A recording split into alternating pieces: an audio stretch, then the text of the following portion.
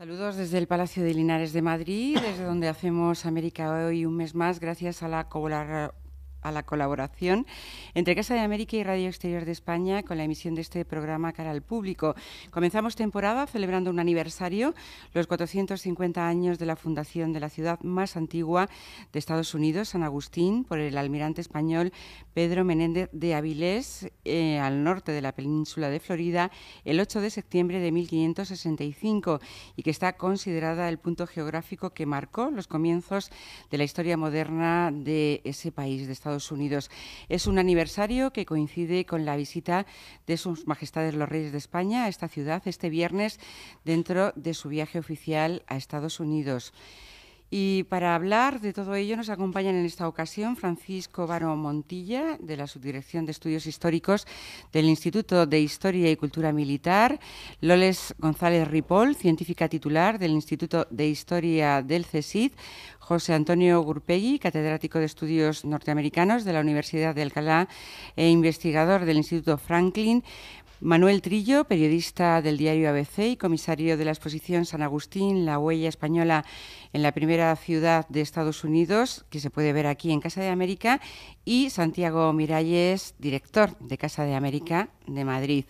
En el control de sonido tenemos con nosotros a Rubén Fernández, gracias a Israel Doncel, responsable de medios de Casa de América, gracias al público que nos acompaña, y en la dirección y presentación les habla Teresa Montoro. Así que, en primer lugar, vamos a dar la bienvenida a Santiago Miralles, director de Casa de América. Bienvenido a este programa con el que abrimos esa colaboración, como decíamos, con Radio Exterior de España. ¿Qué tal? Hola, ¿qué tal? Encantado de estar aquí con vosotros. Abrimos este programa de inauguración precisamente hablando de San Agustín.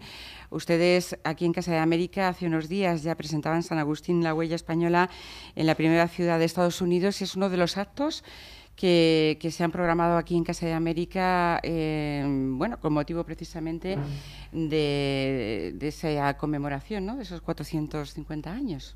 Sí, efectivamente. La Casa de América ha querido sumarse a los actos de conmemoración. Para ello se ha creado una comisión que está conmemorando todo este año el descubrimiento, a diversos actos relacionados con la Nueva España.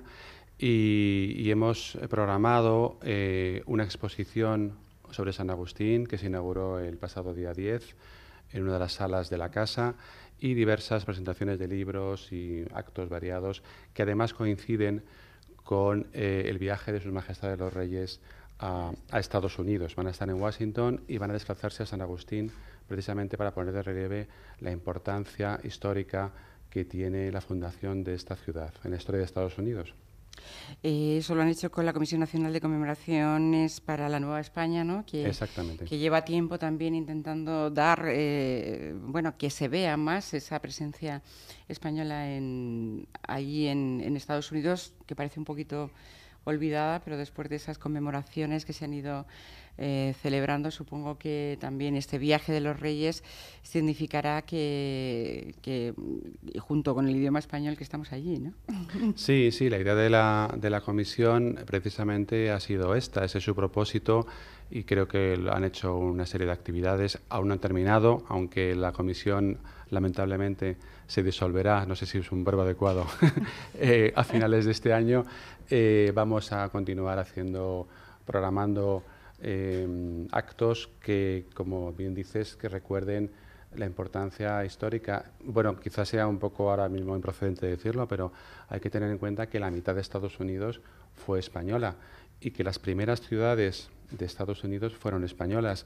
Entonces, quizás el mito de la fundación por los puritanos ingleses olvida un siglo de historia previa y todo el pasado hispano de Estados Unidos, que ahora se está reivindicando, y que es bueno que en España conozcamos, porque a veces somos los más ignorantes de nuestro pasado, y que además reivindiquemos y defendamos, claro.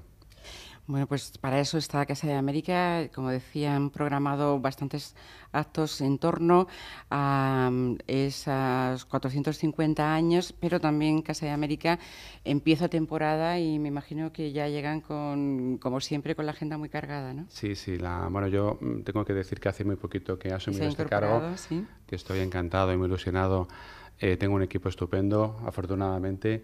Y bueno, esto es un tren que está en marcha y echando humo, o sea que yo me he agarrado un poco a un vagón a ver si puedo llegar hasta la máquina y efectivamente hay una intensidad tremenda de actividades, lo cual está muy bien. La Casa de América tiene mucho prestigio y es una referencia en Madrid y en España de actividades vinculadas con Iberoamérica y con América en general, como en este caso Estados Unidos.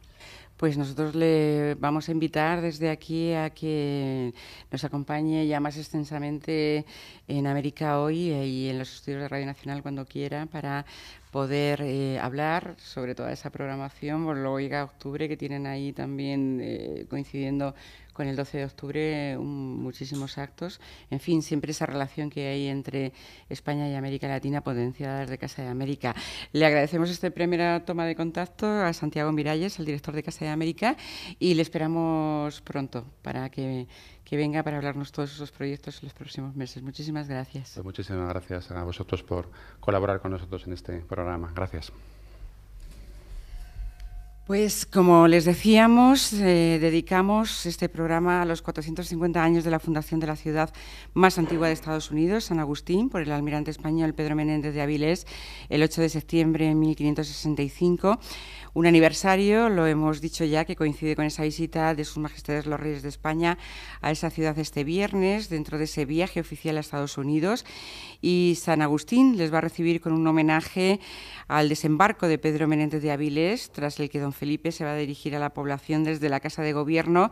Los reyes van a asistir a un almuerzo ofrecido en su honor por la alcaldesa de la ciudad y el Flageolet College, al que acudirá el gobernador de Florida. Y también don Felipe va a hacer entrega del premio Bernardo de Gálvez al presidente de Ford, a Mark Fields, y después presidirá el Foro España-Estados Unidos en su 20ª edición. Nosotros hemos querido, en primer lugar, con los primeros invitados, hablar de cómo se llega a esa fundación de San Agustín. Para ello tenemos a Francisco Varo Montilla, de la Subdirección de Estudios Históricos del Instituto de Historia y Cultura Militar. Es comandante de artillería, doctor en Geografía e Historia y también consejero de la revista de Historia Militar. Bienvenido a nuestro programa. ¿Qué tal? Muchas gracias. Buenas tardes. Y también tenemos con nosotros a Loles González Ripoll, científica titular del Instituto de Historia del CSIC, es especialista en Historia de América y tiene publicaciones como Cuba, la isla de los ensayos o Historia de las Antillas no hispanas. Bienvenida también a nuestro programa. Hola, buenas tardes, muchas gracias. Pues yo creo que en primer lugar nuestros oyentes, el público que asiste aquí, le gustaría saber esa historia de Pedro Menéndez de Avilés, ese desembarco en Estados Unidos en la parte de la fundación de San Agustín y cuál es el motivo de que vaya allí en 1565. Pues muy bien. Yo lo primero que querría es resaltar un poco la figura de Menéndez de Avilés, ¿no? Menéndez de Avilés, según nos dicen en todas las crónicas y sus biógrafos, pues era una persona que desde pequeño ya mostró intrepidez, mostró ingenio y desde luego muy atrevido en empresas arriesgadas, de las que normalmente salió bastante bien parado por aplicar ardides bastante peculiares, ¿no? Menéndez de Avilés, desde corta edad, se enroló como marino, actuó al servicio de la corona frente a corsarios. El rey debió ver su valía, evidentemente, porque inmediatamente, al poco tiempo, pues comenzó a servir a la corona. Sirvió a la corona como general de las armadas de Indias, de los barcos que escoltaban a las flotas para América, y también como general de varias armadas para Flandes, con motivo de las rebeliones en los Países Bajos y todo esto. El motivo de por qué Menéndez de Avilés va a la Florida. La Florida, como todo el mundo sabe, pues fue descubierta por Ponce de León. Ponce de León en 1513, quiero recordar, y bueno, Ponce de León intentó poblar la Florida, no pudo. Después de Ponce de León hubo otros 3 intentos más que recuerde de poblar la Florida. Creo que fueron Vázquez de Ayllón, Pánfilo de Narváez, Hernando de Soto. Ninguno pudo. Razones: hostilidad de los indios. A veces consiguen establecerse, pero el clima, las malas cosechas se tienen que marchar. Llegamos a 1564 y en 1564 pues hay un motivo que para la corona va a resultar fundamental, es un motivo estratégico. Y el motivo es que en la corte de Felipe II pues llega la noticia de que hay luteranos franceses establecidos en la Florida. Esto tenía una serie de implicaciones para la corona española muy importantes. Tenía implicaciones religiosas. Por entonces, en Francia estaban con las complicaciones con los conflictos con los hugonotes. Religiosamente, pues para Felipe II era complicado que se llevase el protestantismo, digamos, a tierras vírgenes. Él quería expandir el catolicismo allí en América. Tenía implicaciones políticas. Aquellos territorios eran considerados por Felipe II como de su soberanía.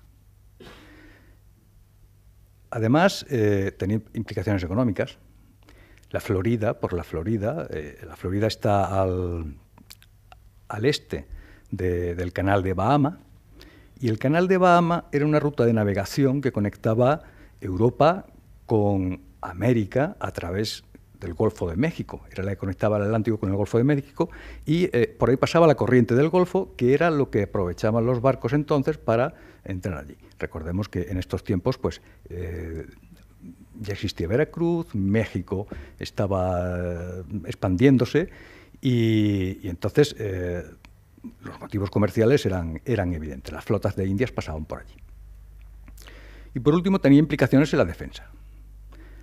Si se establecían puestos militares en la Florida, desde allí se podía controlar el canal de Bahama, la navegación por el mismo, y ponía en peligro toda la navegación por las Antillas y el Golfo de México. Debido a ello, Felipe II, previo ofrecimiento de Menéndez de Avilés, pues decide capitular con él el poblamiento de la Florida, su conquista, o mejor, voy a utilizar la palabra que se utilizaba entonces, que es la de pacificación. Felipe II quitó la palabra conquista del vocabulario en América y se utilizó la palabra pacificación como más apropiada. ¿Y con cuántos barcos y hombres van para allá? Porque si tiene también una parte militar, pero también de poblamiento, ¿van soldados y también va pueblo, digamos, para poblar? Sí, efectivamente. Menéndez de Avilés capitula con Felipe II, que, voy a decir fechas concretas, para mayo de 1565 tenía que tener en los puertos de la bahía de Cádiz una serie de barcos, entre ellos un galeón, varias chalupas, y estos barcos tenían que ir provistos para el viaje, para la navegación hasta América, tenían que ir armados para su propia defensa durante la navegación y después para lo que se preveía una lucha en América, porque hay que recordar, y para mí lo es, la empresa de Menéndez de Avilés, de poblamiento y pacificación de la Florida, básicamente es una empresa militar. Es una empresa militar.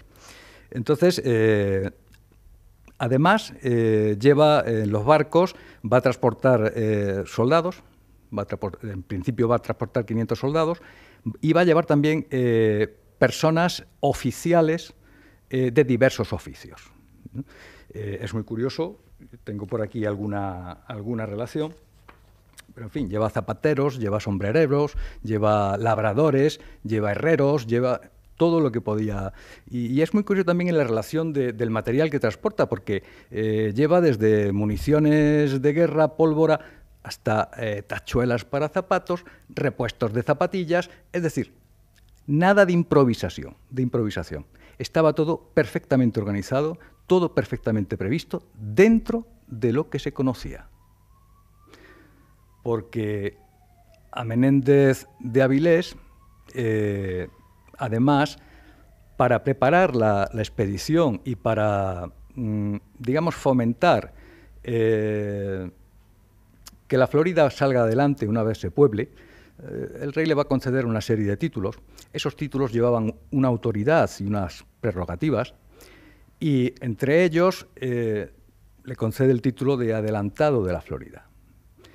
Eso le daba potestad para descubrir, para ampliar, o sea, para pacificar, ampliar los descubrimientos, pero es que a su vez le da el título de capitán general y gobernador de la Florida, lo que quiere decir que una vez que esté establecido el territorio, que aquel territorio pase a formar parte de la administración de la monarquía hispánica como una provincia, él va a ser allí el jefe militar y político de aquella provincia de la monarquía.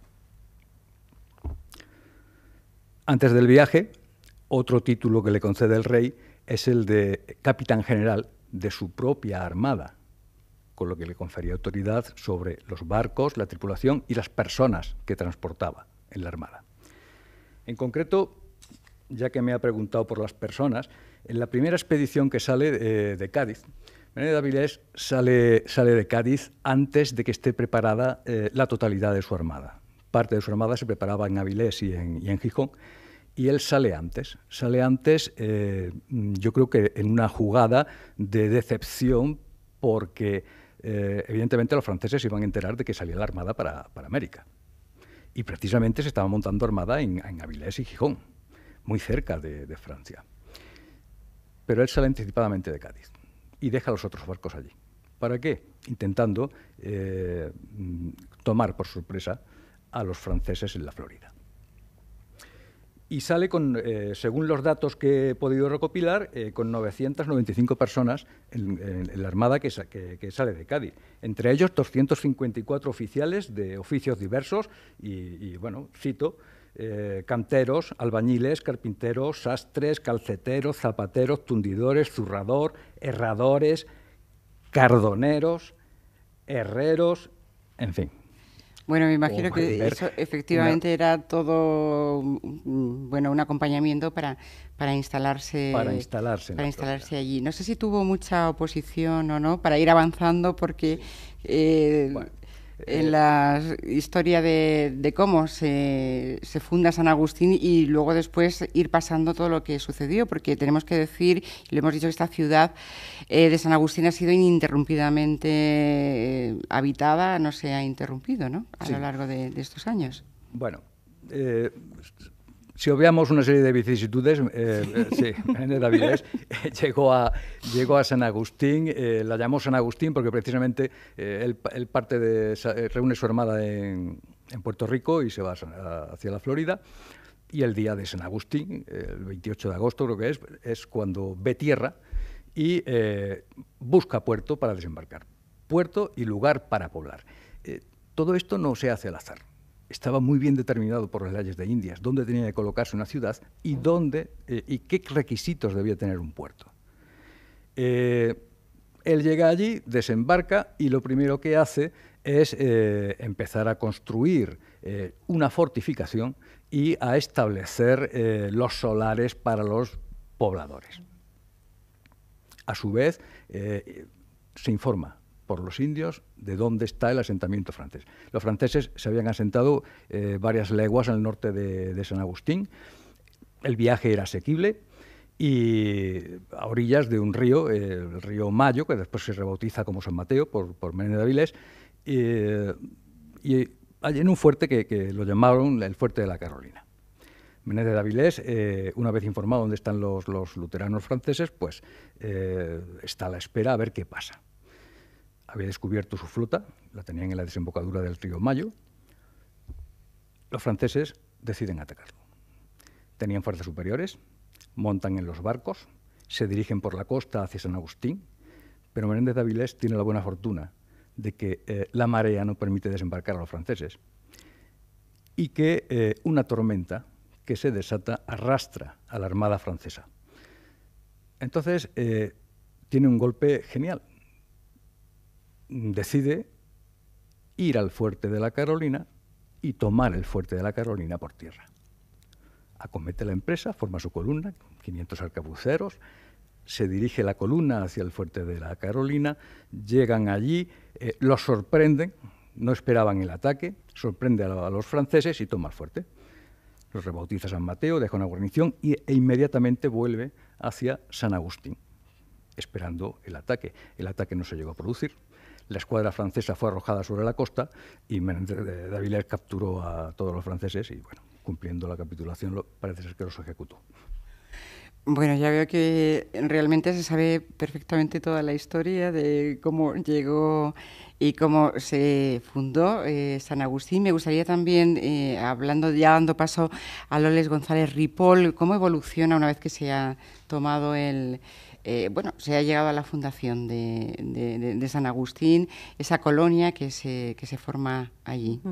Realmente San Agustín, como ciudad o como conocemos otras fundaciones de ciudad en América, no es realmente. San Agustín es primero un presidio, es una fortaleza militar con unos franciscanos también, es también territorio de frontera y como territorio de frontera es también territorio de misión y territorio de defensa. Entonces podemos decir que la ciudad de San Agustín es más entonces un presidio, el presidio de San Agustín como otros presidios que jalonan las costas de América.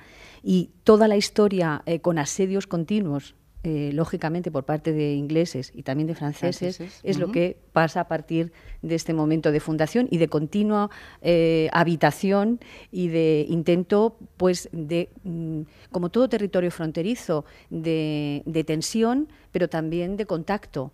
Y por eso es interesante focalizar la historia en este presidio, en este fuerte de San Agustín, porque ahí conviven estos sacerdotes, estos franciscanos. Hay no solamente población civil y población militar, la guarnición militar, que es lo más importante, sino que también hay, y esto es muy interesante, fugitivos, ex-esclavos ya, que llegan desde las colonias norteamericanas y que son hombres libres en San Agustín. Y entonces tendremos dos pueblos de indios, pero también un pueblo de negros fugitivos. El poblado de negros se llamará Gracia Real de Santa Teresa de Mose, y después hay dos pueblos de indios que, como tales, con la villa y con la ciudad, pues también son fundaciones importantes del poblamiento en América.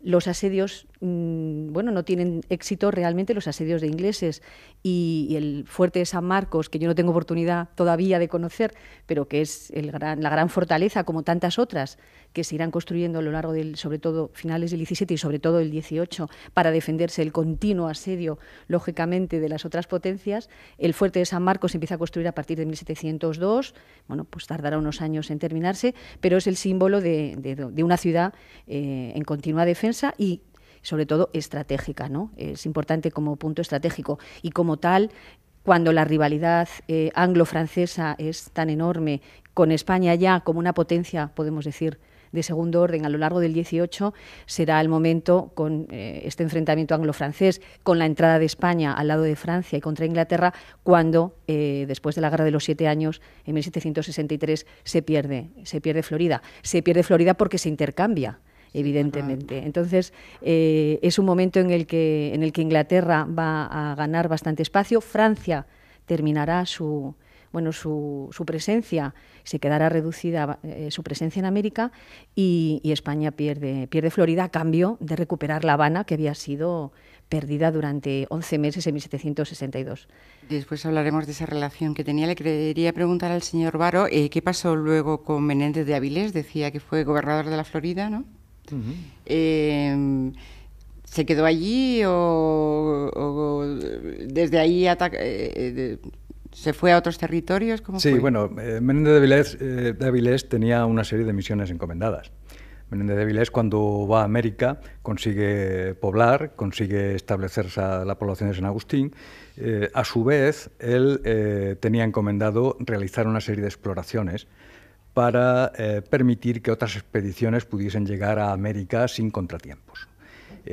Una labor de descubrimiento era complicada, arriesgada.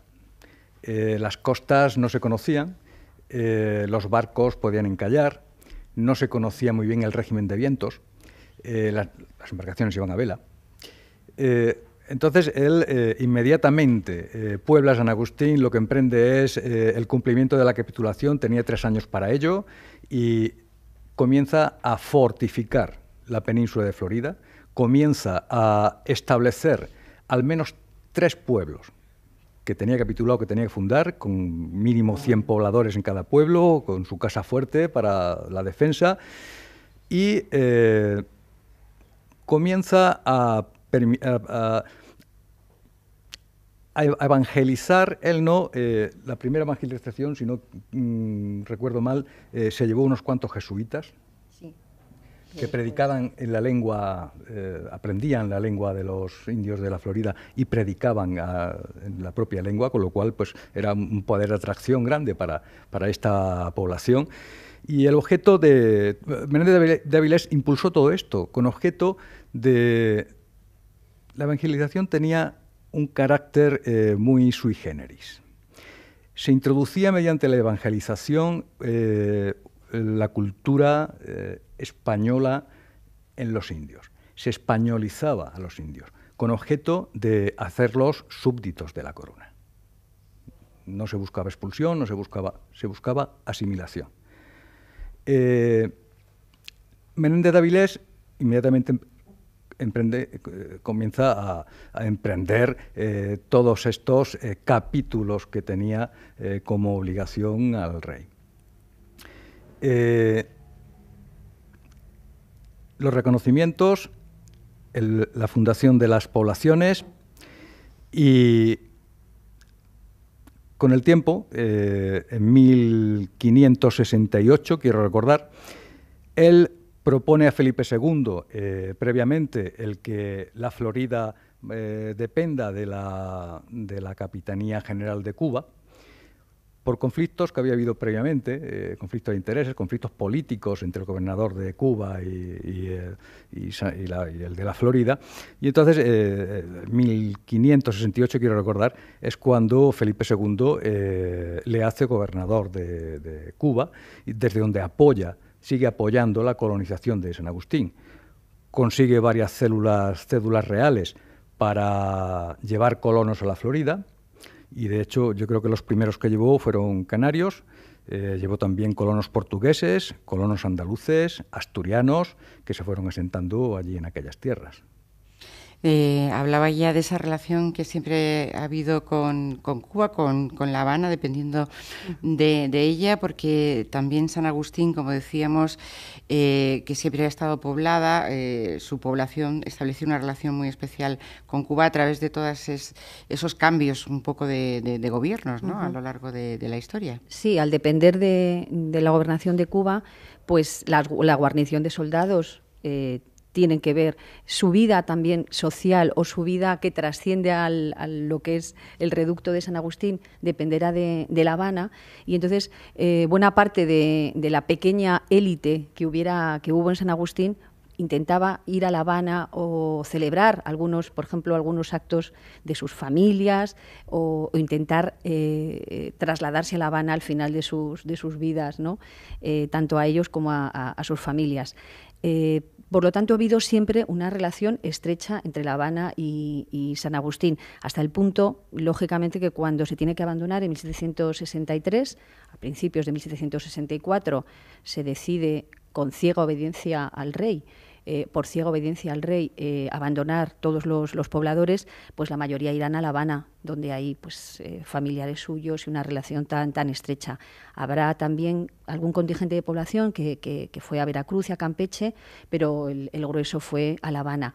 Es interesante la vida de estos floridanos expatriados, porque dejaron sus casas. Tenemos en el Archivo Naval un plano de la ciudad maravilloso que hizo Juan Eligio de la Puente, que era regidor y que fue el encargado de levantarlo. Y entonces tenemos los datos de cada familia, en cada solar, en cada casa, que pensaban recuperar. Y es realmente, yo lo llamo cartografía del vacío, porque es muy interesante ver un mapa de una ciudad que se abandona, pero que quedan los nombres de todas las personas que en algún momento... ¿Y qué ha quedado de San Agustín, digamos, de esos primeros poblamientos? Hablaba antes de ese fuerte, ¿no?, que da como a la ciudad como su aspecto, ¿no?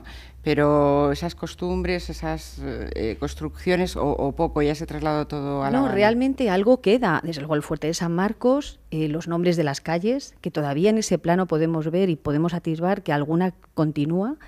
Marina Street, por ejemplo, o de la Puente, me parece que también hay alguna alusión, o Ponce de León, hay una avenida, Ponce de León. Pero claro, una vez que se abandona la ciudad y los ingleses se adueñan, realmente cuando vuelven los españoles en 1784 a recuperarla, bueno, pues se van a encontrar que lo que era el convento se ha utilizado pues para meter animales, en fin, la ciudad está bastante deteriorada. Y además muchas de esas casas y de los solares se vendieron al abandonar la ciudad a algunos norteamericanos, porque no olvidemos que lo que pasa aquí ya no es un enfrentamiento con la potencia inglesa, sino una frontera y un contacto con el emergente Estados Unidos, y es con lo que tendrá que lidiar a partir de entonces, y por eso finalmente es imposible retener semejante territorio. En 1819 habrá una venta por 5 millones de pesetas, me parece que esa es la cantidad que hay de dólares, 5 millones de dólares, efectivamente, estoy yo con las pesetas, 5 millones de dólares se vende a Estados Unidos, que primero lo anexa como territorio y después aparecerá en el estado de Florida, claro. Bueno, hemos intentado repasar rápidamente un poco esos primeros orígenes de San Agustín. Me gustaría terminar con el señor Baro diciendo, bueno, la figura del almirante, hay un hermanamiento ahora de Avilés del 1924 con San Agustín, y cómo está reconocida la figura del almirante. Bueno, exactamente, no le puedo decir el reconocimiento que pueda tener el almirante. No, digo, bueno, históricamente, quiero decir, la figura del almirante Pedro Menéndez de Avilés. Debe estar reconocida, y creo que lo estará, porque creo que en San Agustín tiene estatua. ¿Y en Avilés? Y en Avilés también. En Avilés también. Y bueno, Menéndez de Avilés es de estas personas que para nosotros mismos pueden pasar un poco desapercibidas, y que en realidad en un momento de la historia pues se redescubre. Muchas veces no somos nosotros los que la redescubrimos, porque por mucho que se hable aquí de Menéndez de Avilés, a veces pues no se hace caso, o no se escucha, o no. Y precisamente en ocasiones tienen que venir de fuera para levantar una figura que señera dentro de nuestro propio país. Y para Loles González Ripoll, toda esta historia de la que estamos hablando, es también necesario que aquí en España la volvamos o la reconozcamos, ¿no?, después de todos esos estudios que usted ha hecho. Sí, yo creo que es algo pendiente, pero es que tenemos tantas figuras legendarias o de la talla tan increíblemente aventurera, es decir, son de verdad figuras tan interesantes que darían no para una serie de televisión, para muchos historiadores, para muchas clases y muchos programas de radio, y creo que sí, que deberíamos todos aquí adentrarnos con pasión en una historia que es de por sí apasionante. De momento, Televisión Española ha tenido mucho éxito con Isabel, ahora está con la historia de Carlos I, de Carlos V, y bueno, ahí damos ideas también para que se siga, porque yo creo que el público está interesado en conocer de cerca a esos protagonistas, como dicen, en una época en la que eran aventureros y que se lanzaban sin saber muy bien cuál sería la historia a dónde les iba a conducir, ¿no?, en este caso.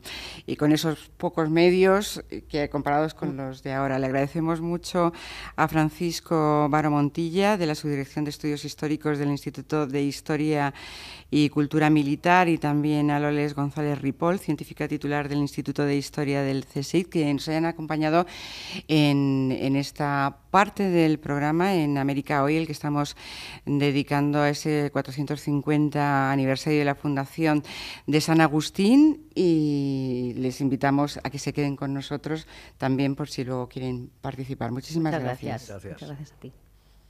Seguimos en el Palacio de Linares de Madrid, desde donde hacemos América Hoy, gracias a esa colaboración entre Casa de América y Radio Exterior de España, con la emisión de este programa. Comenzamos la temporada celebrando el aniversario de los 450 años de la fundación de la ciudad más antigua de Estados Unidos, de San Agustín, por el almirante español Pedro Menéndez de Avilés en 1565. Y es un aniversario que, como ya hemos dicho, coincide con la visita de Sus Majestades los Reyes de España a esta ciudad este viernes, dentro de su viaje oficial a Estados Unidos. Si nos escucharon en el programa anterior, ya saben que nos acompañaron Francisco Varo Montilla, de la Subdirección de Estudios Históricos del Instituto de Historia y Cultura Militar, y Loles González Ripoll, científica titular del Instituto de Historia del CSIC, y también Santiago Miralles, director de Casa de América de Madrid. Así que nos quedan otros dos invitados para seguir hablando de este aniversario. Vamos a tener a continuación a José Antonio Gurpegui, catedrático de Estudios Norteamericanos de la Universidad de Alcalá, investigador del Instituto Franklin, y a Manuel Trillo, que es periodista del diario ABC, comisario de la exposición San Agustín, la huella española en la primera ciudad de Estados Unidos. Y en el control de sonido tenemos con nosotros a Rubén Fernández, y quien les habla es Teresa Montoro. Vamos a recibir a nuestros siguientes invitados. Como les decía, vamos a empezar con José Antonio Gurpegui, catedrático de Estudios Norteamericanos de la Universidad de Alcalá, investigador del Instituto Franklin. Bienvenido a nuestro programa, ¿qué tal? Pues muy bien, ¿y tú? Pues encantado de recibirle. Bueno, vamos a saludar también, porque lo tenemos aquí al lado con nosotros, a Manuel Trillo, al periodista del diario ABC, comisario de la exposición sobre San Agustín aquí en Casa de América, y además autor de un libro que se ha presentado aquí en Casa de América. Se presentó este miércoles, La Costa de los Rebeldes. Bienvenido, ¿qué tal? Hola, muchas gracias, encantado de estar con vosotros. Pues queríamos dedicar esta segunda parte del programa precisamente a ya la actualidad de San Agustín y también la presencia española en Estados Unidos. No sé, quería empezar con el señor Gurpegui, como especialista de esos estudios norteamericanos, para que nos diga cómo está ahora mismo esa situación. Las relaciones entre España y Estados Unidos han sido históricamente bastante complejas, ¿no? Ha sido una relación de amor-odio continuo, y en cierta forma en la actualidad pues seguimos en esa misma dinámica. Habría que tal vez que diferenciar la relación, o cuando hablamos de las relaciones entre España y Estados Unidos, lo que es la visión que se puede tener en España a nivel popular o desde el punto de vista de la gente de Estados Unidos, por una parte, y por otra parte las relaciones gubernamentales, las relaciones políticas, ¿no?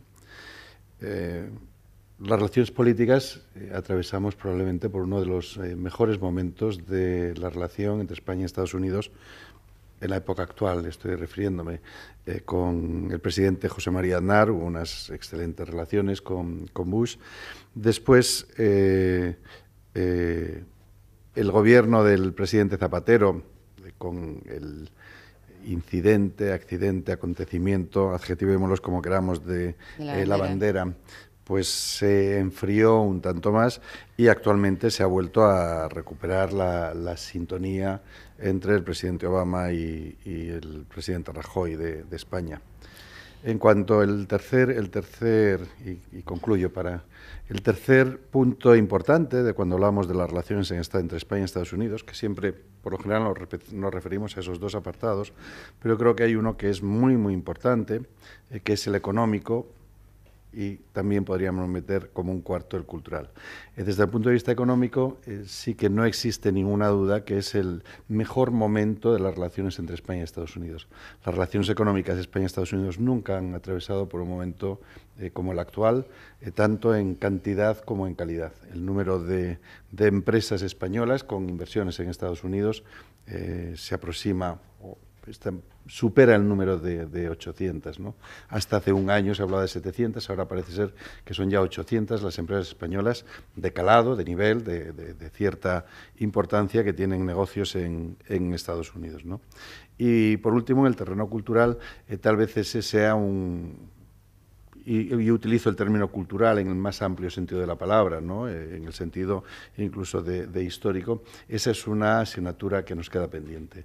Es decir, estamos evolucionando de forma positiva, tanto en el terreno popular, digamos que la animadversión que pudo haber hacia los Estados Unidos, sobre todo durante el franquismo, por lo que representaban los Estados Unidos. Yo recuerdo que era estudiante universitario en aquellos años cuando el presidente Reagan visitó a España, y recuerdo que se convocó en la universidad una gran manifestación, que después llegaron hasta la Plaza Mayor de despedida de Reagan, ¿no? Porque se iba. Bueno, eso ahora sería inconcebible, ¿no? En que se pudiera organizar algún tipo de manifestación similar a esa. En el terreno político, como digo, también creo que atravesamos por un excelente momento. El rey ha sido recibido por el presidente Obama. En el terreno económico, indudablemente, sí que no hay ninguna duda, como nunca antes, y sí que nos queda el terreno cultural. En ese sentido, en el cultural, ¿qué importancia puede tener conmemoraciones como esta, la de San Agustín? También se ha hecho, por ejemplo, Ponce de León. Tengo entendido que el presidente Obama tenía interés precisamente en esas celebraciones de San Agustín, con esa cooperación de la Comisión Nacional de Conmemoraciones para la Nueva España, que se ha creado aquí también en España. Pero sí, yo formo parte de esa comisión. Yo soy vocal ¿sí? de esa comisión, sí. Quiero decir que sí, que nos hemos tomado tanto en un sitio como otro como interés, bueno, ¿no? Indudablemente un interés mucho mayor en España aquí que en Estados Unidos, pero bueno, ahí queda una labor muy importante en el terreno cultural. Yo creo que si nos autofelicitáramos por lo que estamos haciendo y nos diéramos abrazos unos a otros, estaríamos equivocando. Nos estaríamos equivocando. Creo que todavía queda una labor muy importante, ¿no? En el programa anterior se hablaba de la importancia de Menéndez de Avilés, por ejemplo, y es muy relativa. Pero claro, es que esos... A mí no me gusta utilizar la palabra conquistadores, pero tampoco me importa utilizarla, ¿no? Pero si preguntamos en España quién es Menéndez de Avilés, no lo conoce absolutamente nadie, ¿no? Hombre, no voy a decir que estuvo a la altura de Pizarro, o de Cortés, o de Magallanes, o de todos estos conquistadores españoles, pero sí que debiera tener un reconocimiento mucho mayor. O si preguntas quién es Cabeza de Vaca, no tiene o nadie Ponce de León, o Ponce de también León, ha habido, ¿no? Es decir, que son tres nombres básicos. O Coronado, por ejemplo, son infinitamente más conocidos en Estados Unidos que en España. ¿Y por qué aquí en España no nos hemos preocupado por esa parte de la historia? Porque realmente en España estamos descubriendo los Estados Unidos ahora, y cuando digo descubriendo lo digo en el terreno empresarial. España ha estado siempre muy focalizada hacia Centroamérica y Sudamérica, y no es sino muy recientemente que estamos descubriendo los Estados Unidos. Yo cuando entré en la universidad, hace ya bastantes años, introduje una asignatura, era cuando se empezaban los estudios de filología inglesa en mi universidad, en la Universidad de Alcalá, introduje una asignatura que se llamaba Tradición y Presencia Cultural Hispana en Estados Unidos. Y tuve que luchar contra viento y marea en las instancias universitarias para que eso se admitiera como parte de los estudios de filología inglesa, porque los propios académicos no entendían muy bien cuál era el sentido de esa asignatura, ¿no? O el por qué. Y recuerdo cuando fui a Nuevo México y traje los primeros libros, porque aquí no se podía encontrar, por supuesto no existía Amazon, ni Internet, ni nada de esto. Estoy hablando de los años 80, estoy hablando del año 87-88, ¿no? Que es el curso 87 que entré en la universidad. Traje los primeros libros de autores... Eran de origen hispano, eran chicanos, ¿no? Lo que se llamaba chicanos, que tenían nombres como Alejandro Morales o Sabini Ulibarri. Recuerdo cuando los traje, yo los buscaba, en los archivos entonces eran todavía manuales, y no los encontraba porque los habían puesto en literatura hispanoamericana en el Departamento de Español. Claro, no es exactamente eso, es decir... Pongo este ejemplo porque hace 20 años, como quien dice, incluso en la academia existía un gran desconocimiento sobre lo que eran los Estados Unidos, ¿no? Y ahora lo estamos en el ambiente, en el terreno cultural que estamos hablando. Y es ahora cuando se está descubriendo, ¿no? Cuando se está reivindicando, pues como programas como el tuyo, ¿no? Bueno, curiosamente cuando hay nombres como Los Ángeles, San Francisco, Santa Mónica, que todos son españoles. Sí, los topónimos, ¿no? Todos los topónimos, o Fray Junípero Serra, incluso, claro. Por ejemplo, también que se ha celebrado en... Hace poco, sí. Sí, yo participé en esta misma casa también participé. Bueno, díganos entonces... Igual es que no tienen otro, ¿no? ¿Cuántas comisiones? O porque fui el primero o porque no tienen otro. En esta misma casa, ¿no? Aquí en la Casa de América, pues participé en unas conferencias que organizó, me invitaron el gobierno y el presidente del gobierno de las Islas Baleares, ¿no? Estuvimos hablando sobre Fray Junípero Serra, hicimos también una serie de actos. Manuel Trillo, creo que quería añadir algo. Sí, bueno, yo pienso que precisamente estas iniciativas con las que está teniendo Casa de América, Radio Nacional de España, la Comisión para las Conmemoraciones de la Nueva España y especialmente esta visita de los Reyes a Estados Unidos, pues yo creo que contribuye mucho a sacar del olvido, a rescatar del olvido la historia de España en Estados Unidos. Me gustaría subrayar un hecho, y es que en la visita de los Reyes, no sé si os habéis fijado, que comenzó este martes en Mount Vernon, que es la casa, la mansión o la plantación de George Washington, considerado el gran padre de la patria en Estados Unidos, y acaba este viernes en la ciudad que fundó hace 450 años, Pedro Menéndez de Avilés, que debería ser considerado otro gran padre de la patria de Estados Unidos, ¿no? Además, vamos, en sentido estricto. O sea, él es el que puso los cimientos, digamos, de la civilización europea en Norteamérica, ¿no? Y bueno, habláis del reconocimiento o no reconocimiento de Pedro Menéndez. Yo creo que, vamos, es una figura apasionante que cuando de verdad los españoles empecemos a descubrirla nos daremos cuenta que es digno, vamos, de una película de Hollywood o de una serie tipo Isabel la Católica o Carlos, perfectamente, ¿no? Quizás haga falta en esta parte de la historia española hispanistas, como en su momento pasó hace unos años, que los historiadores españoles no se interesaban y tuvo que venir de fuera, por ejemplo, para estudiar toda la época de los Austrias o de los hispanistas, y ahora ya sí se ha creado una escuela aquí dentro de España, que se han interesado por nuestra propia historia, ¿no? Sí. Verlo desde fuera para que sepamos que es importante. Sí, en Estados Unidos sí que hay mucho más interés por recuperar todo este ámbito cultural, ¿no? Existe, y casi me da vergüenza decirlo, ¿no? Pero yo formo parte de un proyecto. ¿Cómo no? Yo digo que probablemente no sé porque fue el primero o porque no tienen otro, ¿no? Existe un proyecto, por ejemplo, ahora en serio, en la Universidad de Texas, que se llama el Proyecto Recovery, que lo está llevando una editorial con Nicolás Canelos, que es alguien muy popular, y son ellos quienes se están interesando. Creo que soy, o al menos era hasta el año pasado, el único español que estaba en el Proyecto Recovery. El Proyecto Recovery es para recuperar toda la herencia española que hay en Estados Unidos, desde los periódicos, absolutamente, empezar a digitalizar todo eso. En España es muy difícil, porque, por una parte, los historiadores, me refiero a la academia fundamentalmente, lo han entendido siempre o se han centrado en Centroamérica y Sudamérica, ¿no? Ahora está empezando a variar, está empezando a cambiar. Pero claro, si alguien se metía en Estados Unidos, resultaba un poco extraño. Pero los norteamericanos han sido también los primeros que han comenzado a reconocer incluso esta presencia, ¿no? Tradicionalmente había dos antologías literarias muy conocidas, que eran la Norton y la Macmillan, eran como las dos antologías por antonomasia, que hasta hace 30 años más o menos, no más, 30, 35 años, comenzaban siempre la literatura norteamericana por John Smith, Captain John Smith, con The History of Virginia, etc. Eso ya ha cambiado, o sea, ahora ya ellos entienden que esto es parte de su historia, entonces empiezan ya con textos incluso... Sí, yo precisamente que he estado hace poco allí en San Agustín, tuve la oportunidad de hablar con la gente, con los americanos, gente también de descendencia, descendientes de latinos, ¿no?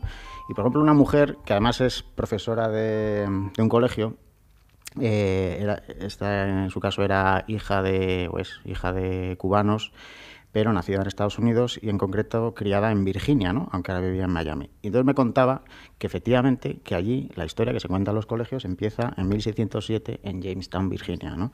Claro. Y entonces todos estos 100 años anteriores de historia de los españoles ahí, que fueron realmente los que llevaron la civilización europea y la tradición, como se suele decir, judeocristiana, pues era prácticamente ignorada o simplemente despachada con unas líneas, ¿no? O como un mero accidente, digamos.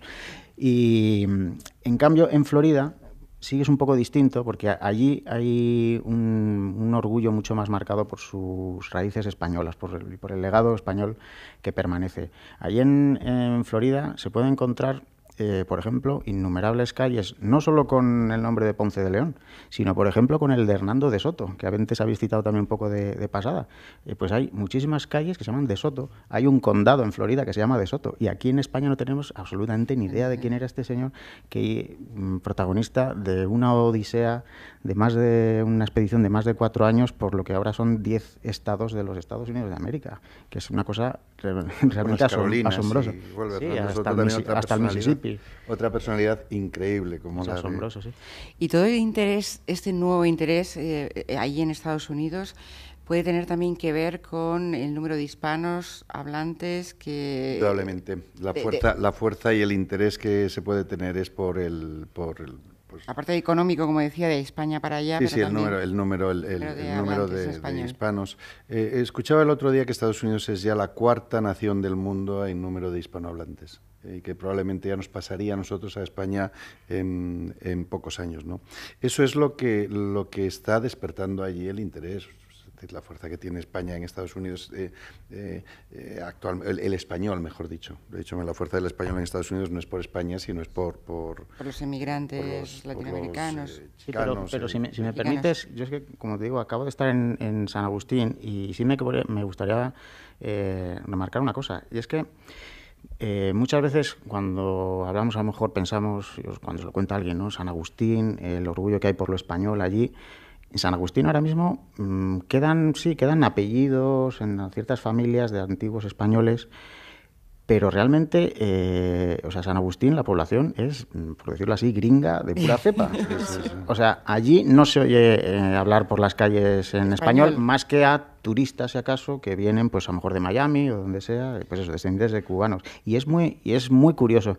Y yo cuando... El interés, por ejemplo, de la alcaldesa, y de todo lo que han preparado para ese recibimiento y la viernes. gente, es que es lo chocante, que siendo, como digo, gringos de pura cepa, pero llevan con muchísimo orgullo el hecho de ser la primera ciudad de Estados Unidos y, en concreto, de haber sido fundado por los españoles hace 450 años. Porque yo, cuando llegué allí a San Agustín hace unos días, resulta que al llegar a la fachada del hotel donde me iba a hospedar, precisamente en el Boulevard Ponce de León, por cierto, había colgando, era un hotel, en fin, modesto, nada del otro mundo, 2 grandes banderas de España allí en homenaje a los orígenes de la ciudad. Pero es que eso era la primera, pero es que el resto de la ciudad... Normalmente ponen la bandera española, la de los Austrias, normalmente. Sí, en el fuerte de San Marcos, que ha citado Loles antes, tienen puesta todavía ahí, como homenaje a los españoles, la antigua bandera con el aspa de San Andrés o de Borgoña. Sí, es normalmente la que ponen. Pero estos días, ahora cuando recibirán... Preparaban el recibimiento, ¿no? Cuando vayan a recibir este viernes a los Reyes, yo estoy convencido que va a ser un recibimiento espectacular y la gente se va a volcar. Es que está la ciudad empapelada en rojo y amarillo, que yo creo que aquí hace que no vea una ciudad así, pues no sé cuánto tiempo, ¿no? De verdad que es espectacular.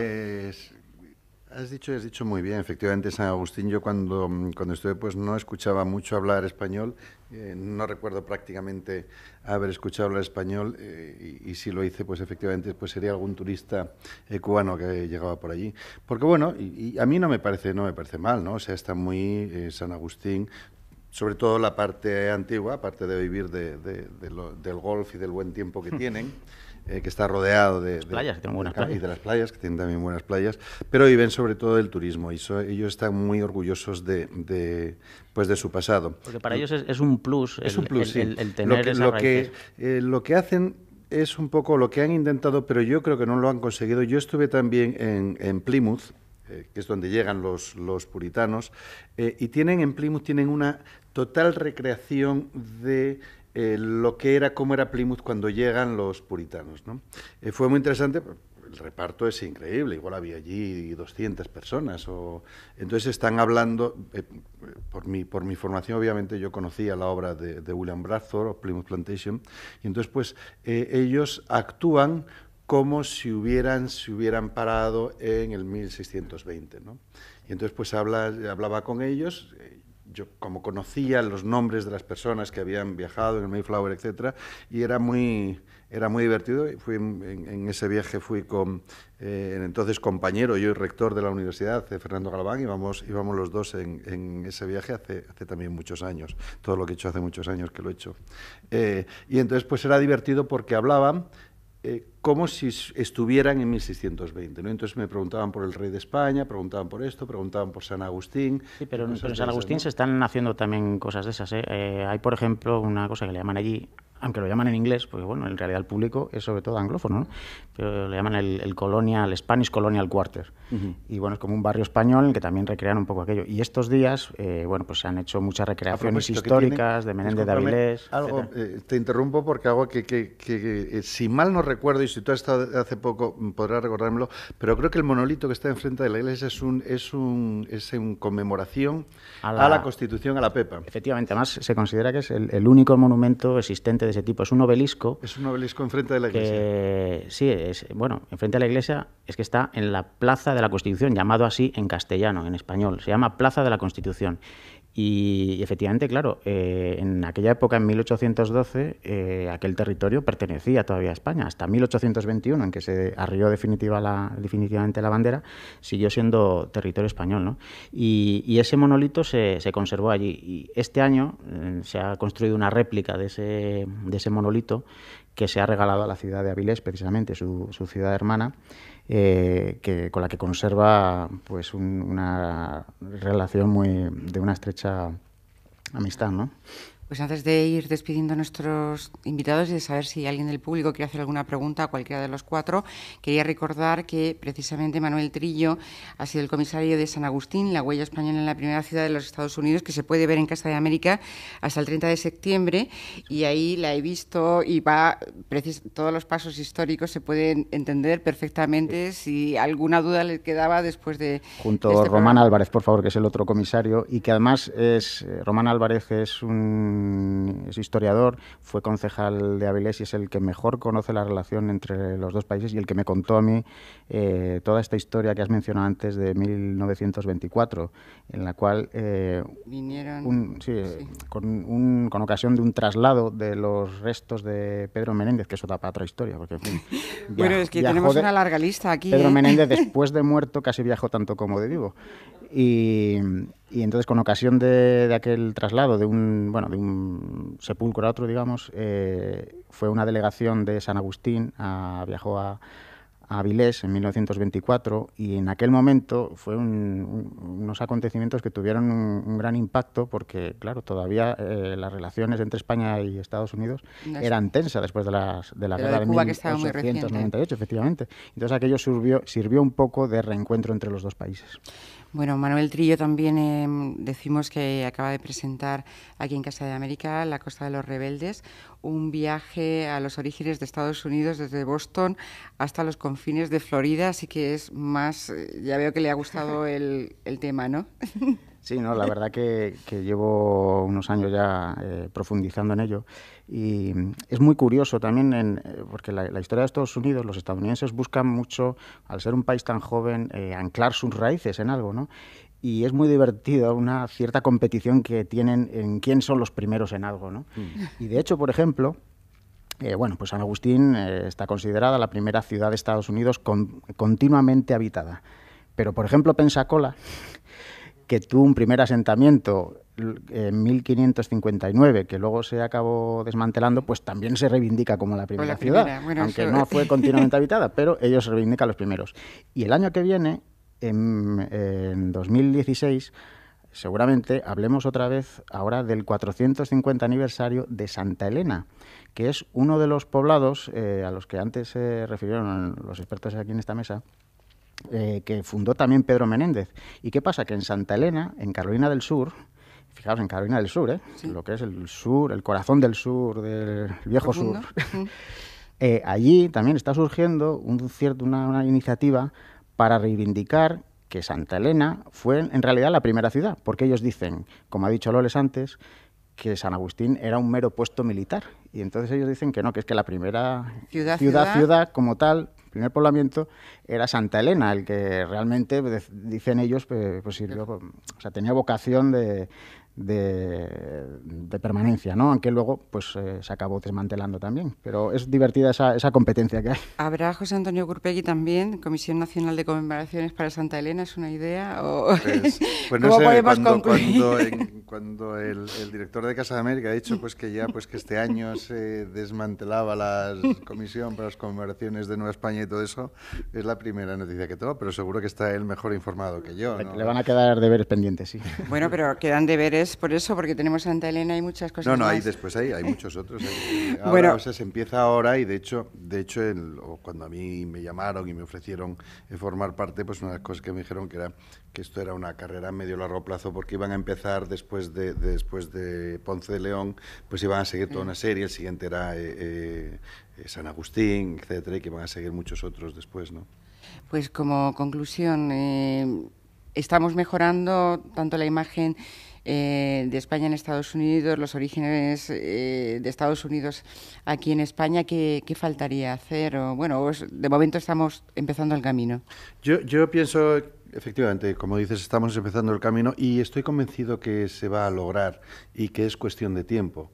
Es decir, la historia es también muy tozuda, entonces pues lo mismo que la Norton Macmillan, que decía antes, pues comenzaban con John Smith y ahora pues obviamente pues comienzan con los autores españoles. Yo pienso que va a ocurrir exactamente lo mismo con todo y que ocurrirá también en las escuelas.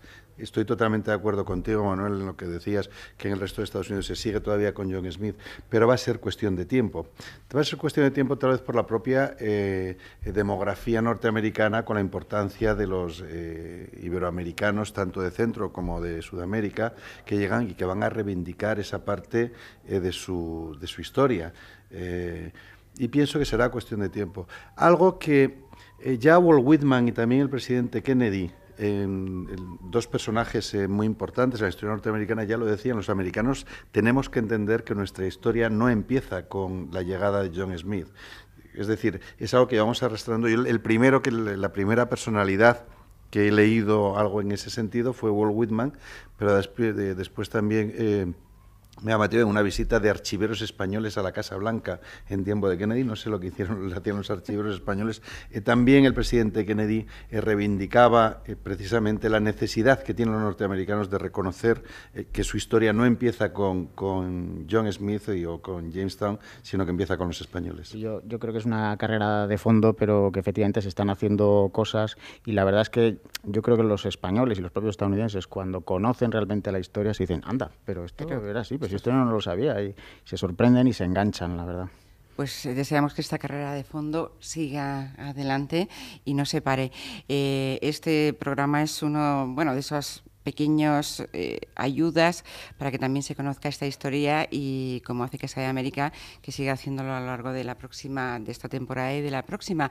No sé si alguien del público quiere hacer alguna pregunta, o si no,